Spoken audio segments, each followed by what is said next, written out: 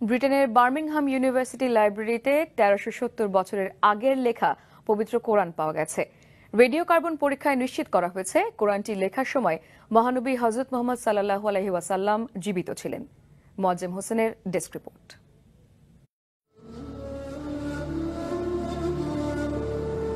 Muslims believe the Quran to be the word of God as dictated to the Prophet Muhammad.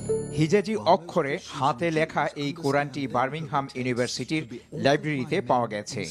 এটি লাইব্রেরির পুরনো গ্রন্থের সেকশনে, যেখানে মধ্যপ্রাচ্য বিষয়ক বিভিন্ন পুরনো গ্রন্থ ও দলিল রক্ষিত ছিল, সেখানে পাওয়া গেছে, যেটি তারা বলেন গত ১০০ বছরে তাদের কারো নজরে পড়েনি। কোরআনটি লেখার সময় নির্ধারণ করা হয়েছে ৫৬৮ থেকে ৬৪৫ খ্রিস্টাব্দের মাঝামাঝি সময়গুলোতে, আর ৬৩২ খ্রিস্টাব্দে হযরত মুহাম্মদ সাল্লাল্লাহু আলাইহি ওয়াসাল্লাম ইন্তেকাল করেন।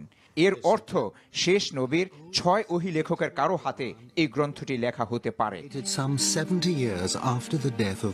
রেডিও কার্বন পরীক্ষাটি সম্পন্ন হয়েছে অক্সফোর্ড ইউনিভার্সিটির রেডিও কার্বন এক্সিলারেটর ইউনিটে।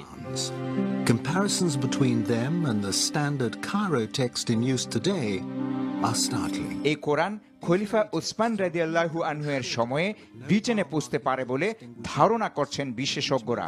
কোরআনটি লেখার জন্য ব্যবহার করা হয়েছে উটের ঘাড়ের চামড়া, পাথর স্লেট ও খেজুর পাতা। যাচাই করে তারা বলছেন পুরনো এই কোরআনটির সাথে বর্তমানে ব্যবহৃত কোরআনের কোনো পার্থক্য নেই। ইসলামের প্রথম যুগে লেখা এই কোরআন পাওয়ায় উচ্ছ্বাস ও গর্ব প্রকাশ করেছেন বিশ্ববিদ্যালয় কর্মকর্তারা। সর্বসাধারণের দেখার জন্য শিগগিরই কোরআনটি নিয়ে একটি প্রদর্শনীর ব্যবস্থা করবেন বলে জানান তারা।